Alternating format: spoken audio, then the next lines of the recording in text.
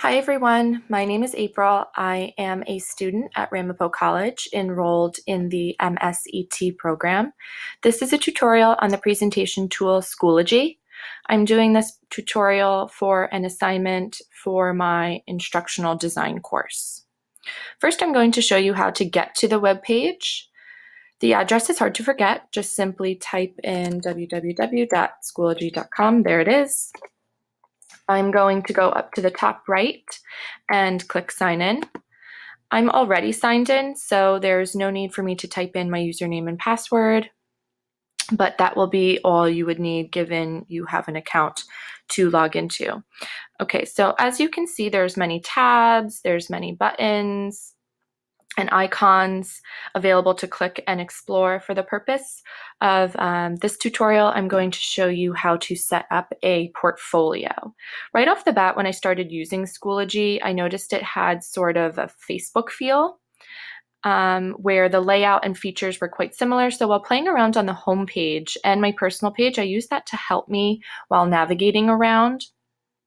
Here you'll see the recent activity section, and that to me is kind of like the news feed you see on Facebook when your friends make a post. But I won't go too much into the home page, but to get to your personal page, you would simply go up to the top right corner where you see your name and click. So now you're on your page, and again, you'll see some familiar features such as your profile picture, connections down here, and that's kind of like your friends or the people that you follow. But again, for today's purpose, we're going to be exploring within the portfolio section, which is right here. So go ahead and click on that. Now, to summarize portfolios quickly, think of them as a briefcase. And inside that briefcase, you have many organized folders and files. You'll see here on my portfolio page that I have a few already set up. And to help my audience distinguish the difference between them, I've set the picture to several chevron patterns. I'm going to go ahead and click on one of them to show you what it can look like once it is set up. So I'm going to click this one. The first one here is Welcome to Kindergarten. So that is the main topic. Anything that I thought that could be generally filed under that category is now a sub-portfolio, or what is called a page. You'll see here at the top, I have 7 items, and this green button here tells me that this entire portfolio or briefcase is published and able to be viewed by my audience. You'll notice that I have kept the red chevron pattern for most of these items just to keep consistency with this section. I'm going to go ahead and click on a few to show you the difference and similarity between items. You'll see here that the editing tools are like that of a Word document or Google Doc would have. Some of my items, let me go back. Some of my items like this one have a different look to it. Up here, you'll see that those editing tools have disappeared. And that's because it was not created as a page, but a file was uploaded.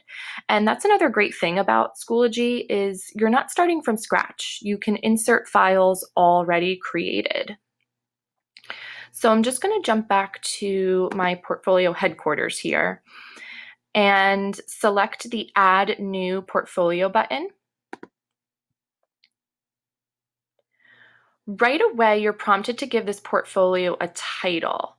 You can also choose to add what this portfolio means. I'm going to title this one as Test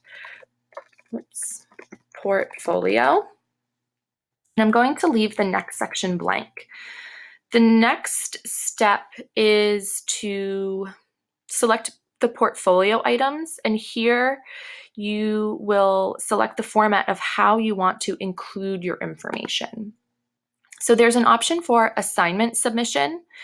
You can choose to upload a file where you can simply drag a Word document into the space. link URL where maybe another website has the information you want to display already there. Go ahead and select that one. And lastly, there's a page option. Because I'm using Schoology as a presentation tool, I'm mostly using pages and files to display information to my audience. My audience is made up mostly of parents within my school community. So go ahead and select page. Again, thinking about that briefcase metaphor, you've opened it and now are organizing the information within. My title for this part was test. So here I'm going to call this page example. Oops. And I'm going to go one step further and provide further clarification here. This is where you will find a page example. So it kind of just gives you a little bit of an option to provide detail for what is going to be seen in this page. For the purpose of time, I'm going to type in some dummy text. Dummy text example. And show you how to end and navigate back to this section to continue editing. So once you've typed something in, it automatically saves. So you can see up here it says save today at 11:09. That's right now.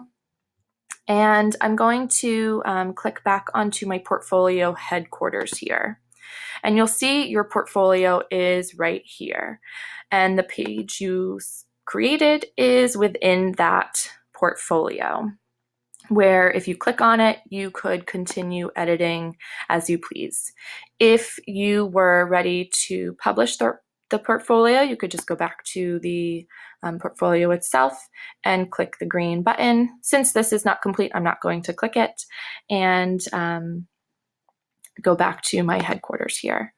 So I hope that this tutorial has left you with an understanding of Schoology portfolio items, and I wish you well while creating your content. Good luck.